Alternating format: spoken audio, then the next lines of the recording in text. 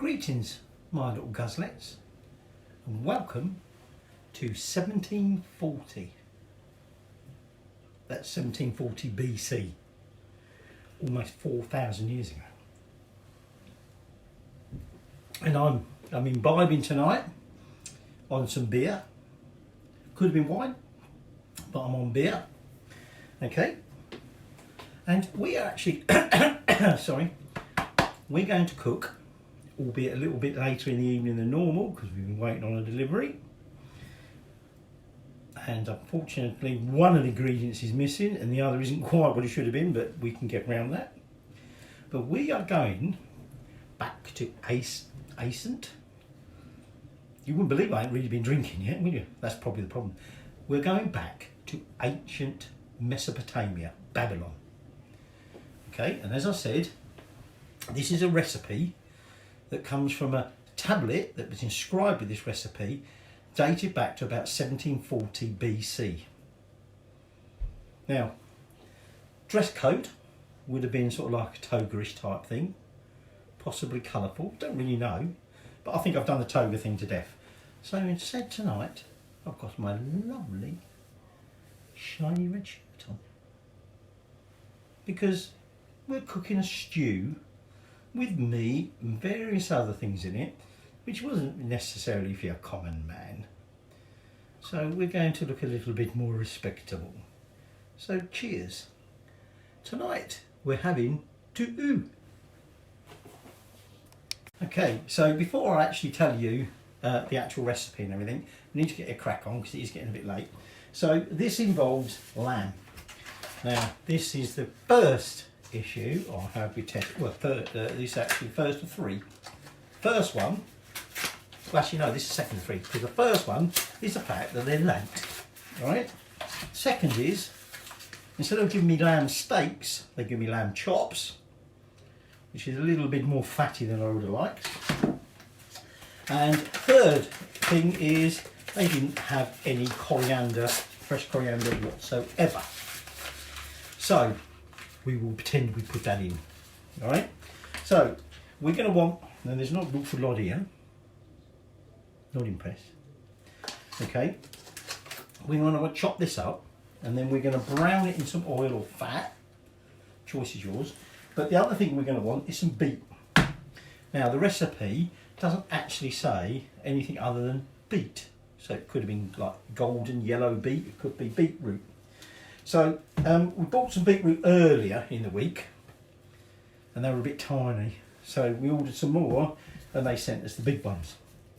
So we don't want all that beetroot, all right?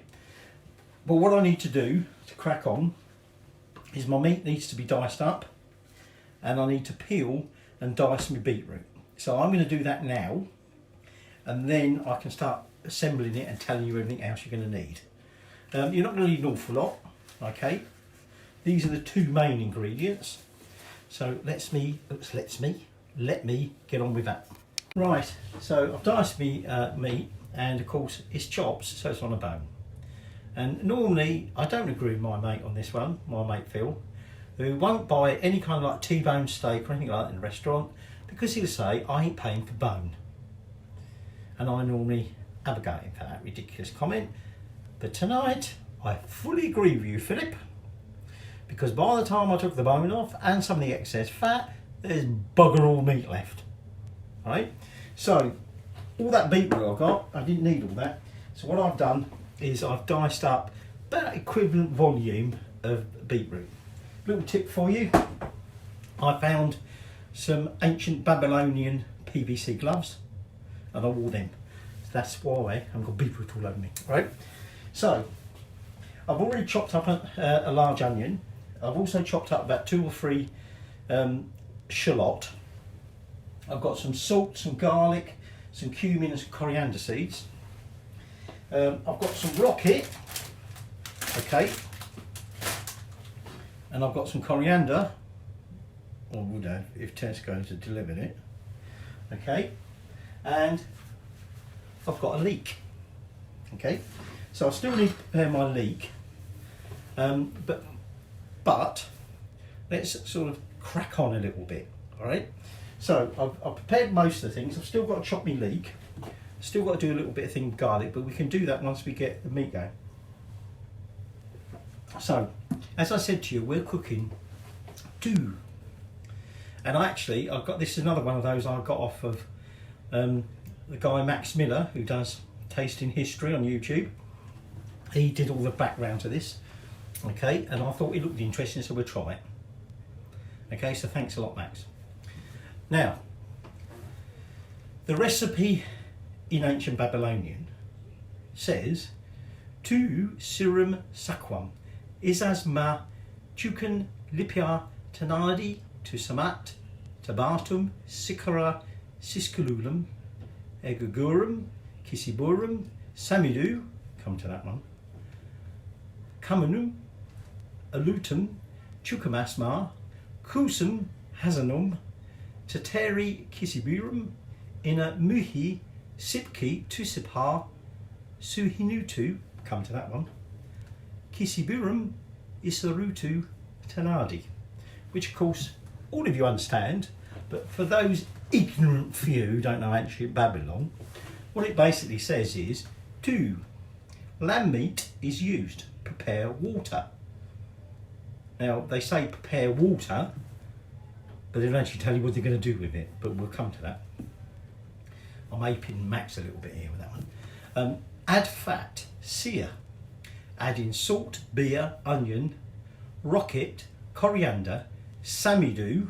Now, there is no record of what samidu is, okay, but Harvard scholars and Yale scholars believe it possibly, but it's, even then it's a bit iffy, that it's possibly something like a Persian shallot. That's why we're using shallot instead.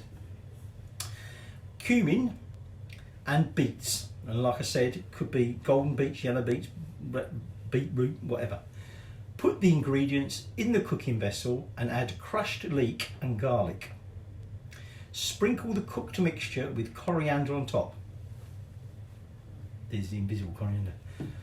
Add suhinutu. Now, again, that's another ingredient. We have no idea what that is.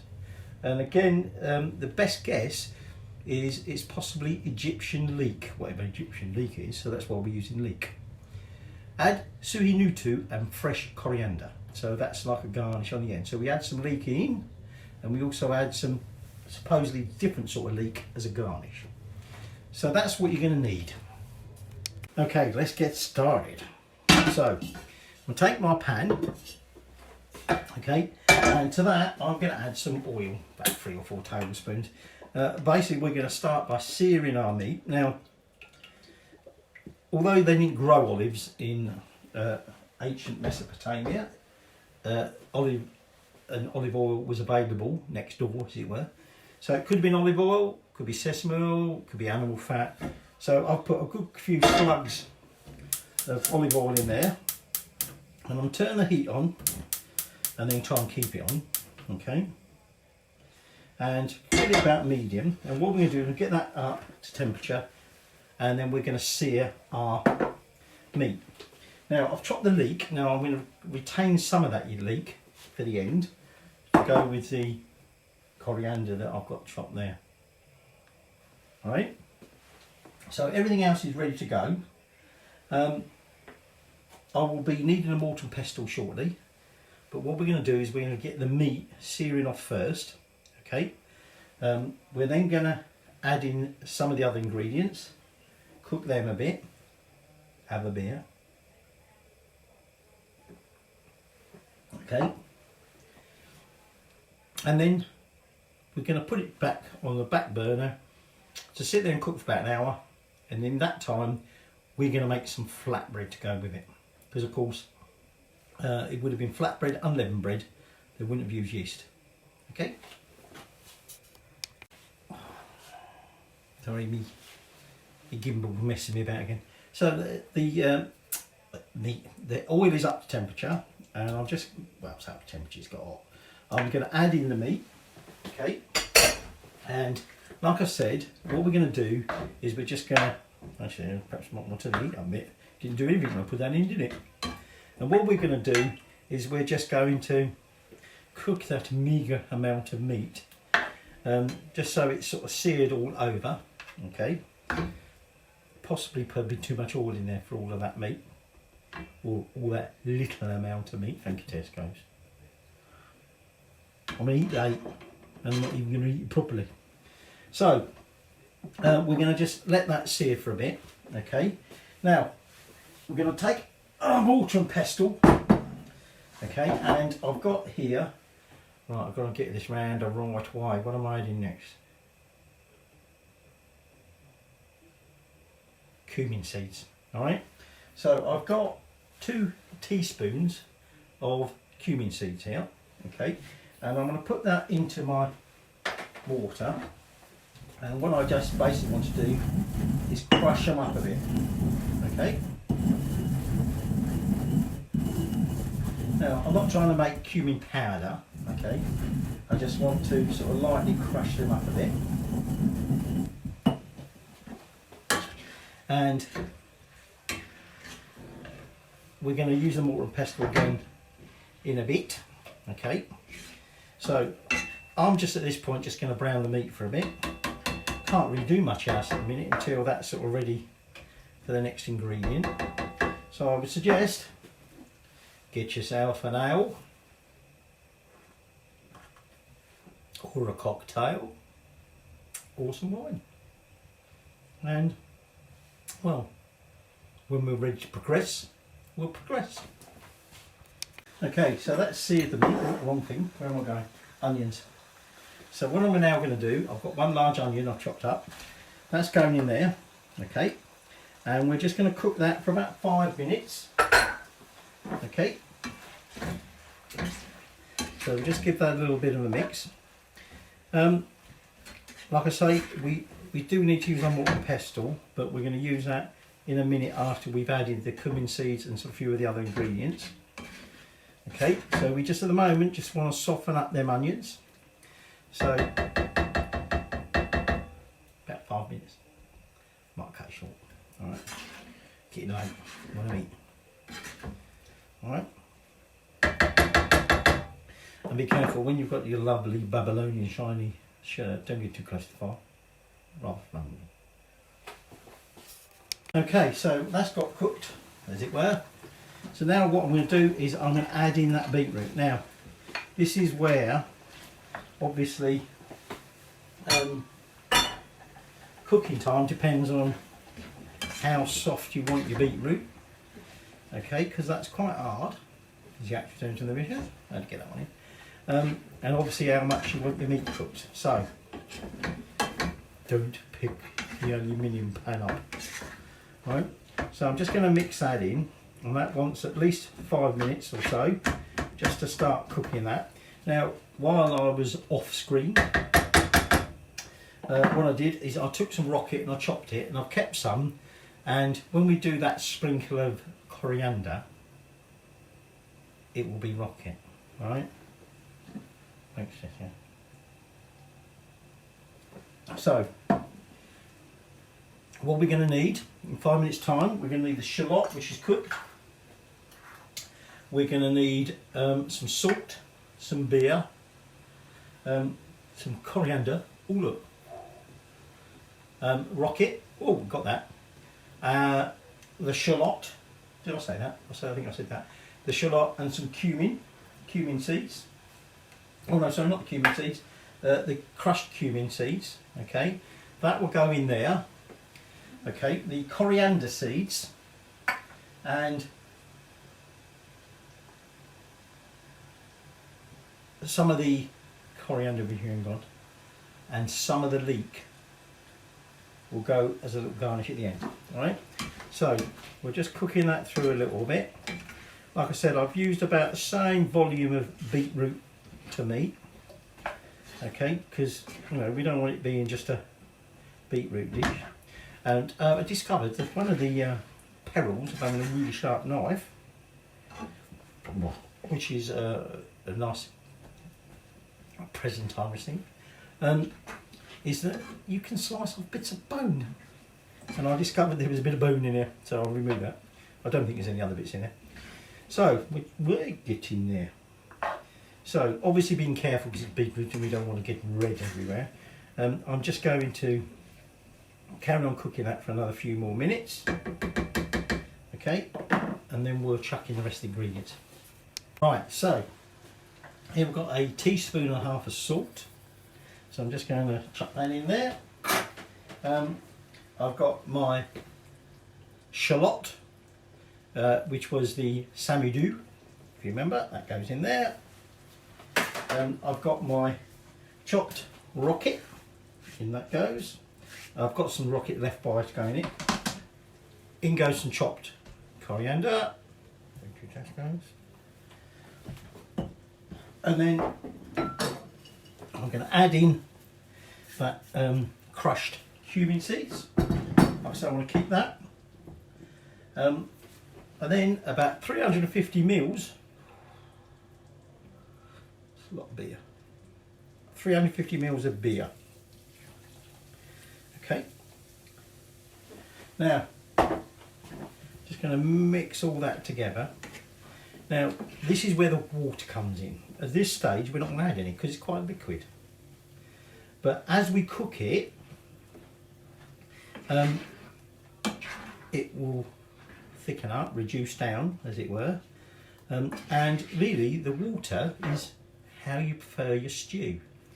So if you'd like it a little bit more liquid, if it starts getting a little bit too dry for you, add some water. If you don't want it particularly wet, if you'd much rather it was a little bit stodgier, don't add any water. All right. So we're now going to let that come up to the boil, and while we're doing that, we go back to our mortar and pestle, and I've got about 3 or 4 cloves of garlic in there. Okay, and what I'm going to do is I'm just going to crush my garlic. Okay, and I'm then going to take the majority of my leek. Okay, remembering I want some of that leek kept behind. Okay, sorry, me gimbal's messing me about again. We want some of that leek left behind for a garnish. And what I'm just going to do is I'm just going to pound these together. So I've chopped the leek quite fine. And I'm going to pound it without trying to get it on the floor. Okay. So it'll get a little bit easier as we go. So I'm just going to do that. When that's up to the boil, we're going to put that garlic and leek mixture into there. Okay, that's just come up to the boil. So we're going to take that crushed garlic and leek mixture, and we're just going to add that into it. Makes a nice squeaky noise when you crush leek. I don't know really how much it crushed it, to be honest. Let me just get that out. And then we're just going to mix that in, okay? And then what we're now going to do is we're going to put that over in the back corner there on a back burner, and we're just going to let this cook for up to an hour. You'll be late eating tonight, I tell you. Okay, and like I say, during that time, if you feel it's a little bit too dry, just add some water. If you're quite happy with the way it's going, because it's a stew in a minute, it's a little bit like a chunky soup. We don't really like that, do we? I'm now going to transfer that over. Okay, we don't want a lid on it because we want some to evaporate. We might need some more ale though. And then, when that's over there, we're going to make the flatbread to go with it.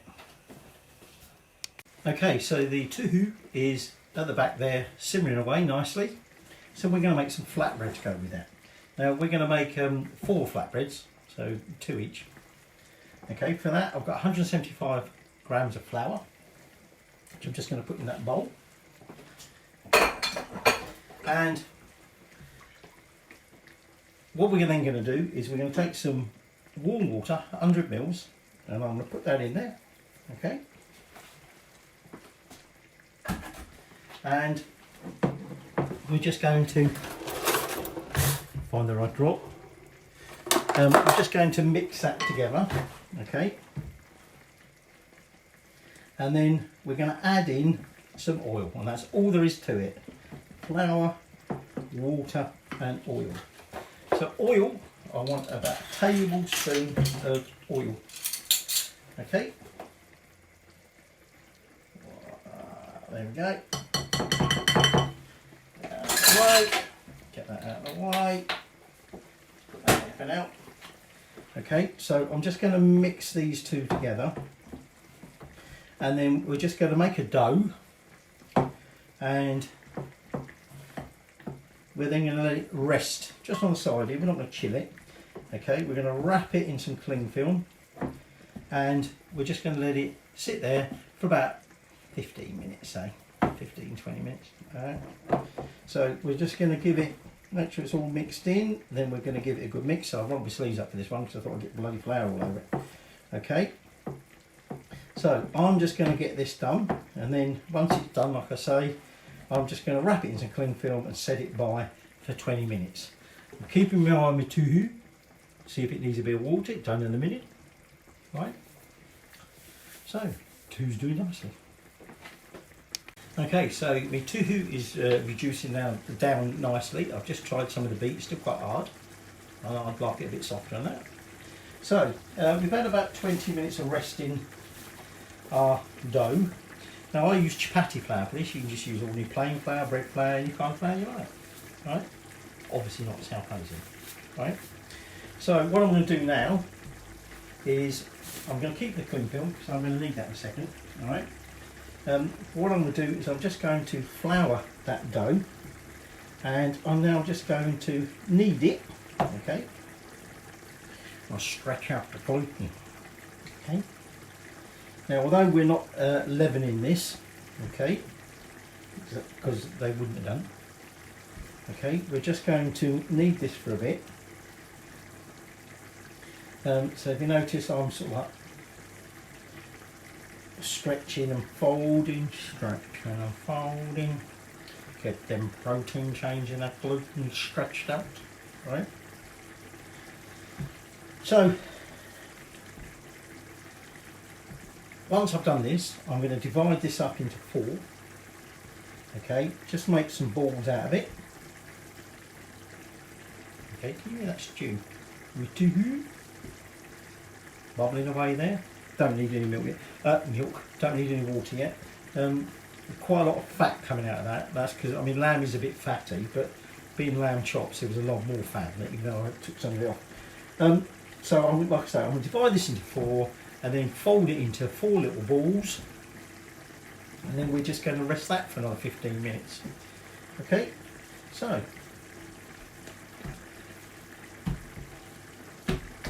that's where we're at the minute.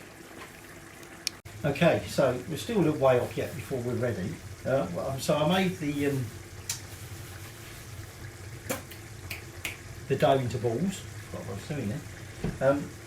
We rest about 10-15 minutes, okay. And now what we're going to do is I'm just going to flour my surface again, and I'll put a bit over the back there for ready for when I roll them.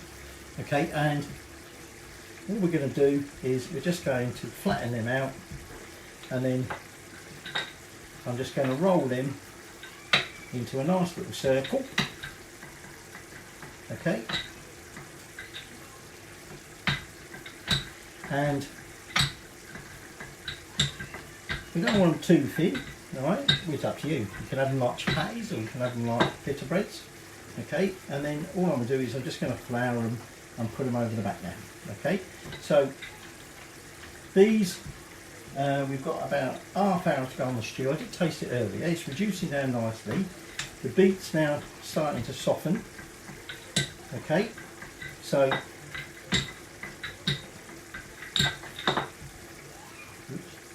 need a bit more flour.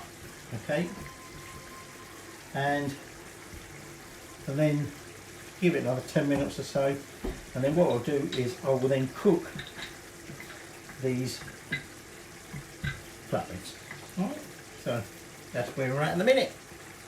Okay, so my stew's nice and thick, well, thicker. Okay, I'm not going to add any water to it because I like it like that.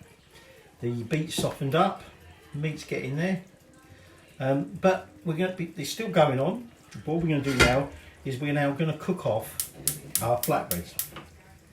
So I'm going to get a dry pan, okay, and I'm going to get it a lot, and I'm going to do spatula. And when it's up to temperature, as it were, we're then going to cook off our flatbreads.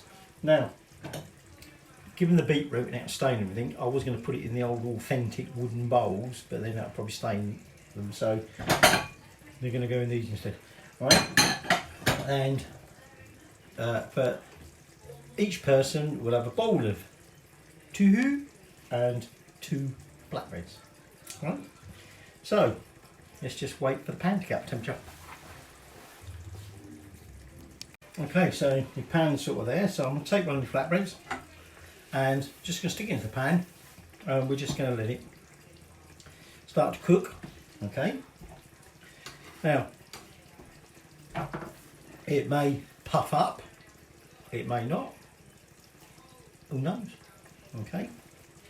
So what we're going to do is we're going to let it cook for a little bit one side, then we're going to flip it, cook for a bit on the other side, and then we'll probably flip it another couple of times. Okay, and when we're satisfied that it's done to our liking, we will then serve it up. Now I've just tried the meat. Depending on how you like your meat, it's cooked. Okay, the meat is not falling apart, as it were, but it's certainly cooked through. Okay, it's got a nice bite to it. The beetroot has softened up enough, so it's not gone mushy, but it's got a little bit of a bite to it. It's quite thick now. I don't know whether you can see that. Okay, so at this point, I'm just going to turn the heat down a little bit. Okay, but leave it simmering while we wait for this. So, okay, I've given that one side, flip it over. I might just turn that pan up a little bit more. So we're just going to cook these. Okay, so you can see I've turned the temperature right up. It's started to puff up a little bit. Like I say, it might do, it might not do. Okay, but we want it obviously cooked. So I'm just going to, let's still that first one. What I should do in a bit, I should flip it again, and we'll just keep doing that until we're happy that that dough's cooked through. Like I say, it may puff up, it may go nice and big and puffy, it may not. Just really depends on how much air I suppose you put into it when you needed it. My stew's doing nicely, it's thickened up nicely. So perhaps I'll catch up with you when all my flatbreads are done. Okay, so I'm just cooking my last flatbread. My stew's just about done. Now, although the coriander seeds, I've got about a tablespoon of coriander seeds there. You sprinkle them afterwards on top of the bowl when we served it. I'm going to chuck these in now. All right, so I'm just going to sprinkle them in there, and then we're just going to give that a quick mixing. Okay, and then as soon as our last flatbread is ready, what I'm going to do is I'm going to spoon this out of the thing here, and this is where then we sprinkle on some finely chopped leek, some, as they pronounce it, I can't remember how they pronounce it now, Tuhu or something, which I wasn't sure what it was, it probably leek. And you would also put some coriander on. So there's our fake coriander, some more yogurt, some more rocket, alright? So, I'm just waiting on that flatbread. That's cooked through, like I say. There's quite a lot of fat come out of this lamb. I mean, I know lamb's quite fatty, but this one, being the chops, there's a lot of fat on this, so even though I removed it. And we're now sampling the Mesopotamian wine, although it was a little bit further over when it was Italy. Right? So, woo! The flour on that's starting to burn a bit. Let's scrape that off of there. I don't know if you can see that smoke where you are. So, next time, taste time.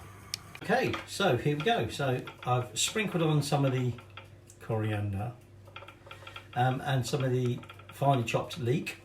Okay, I've got my flatbread there. I'm not going to eat that just yet. But let's just have a little bit of the stew.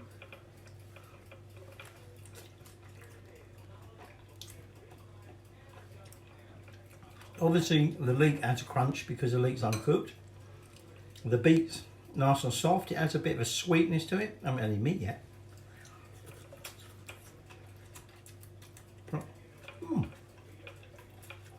Interesting.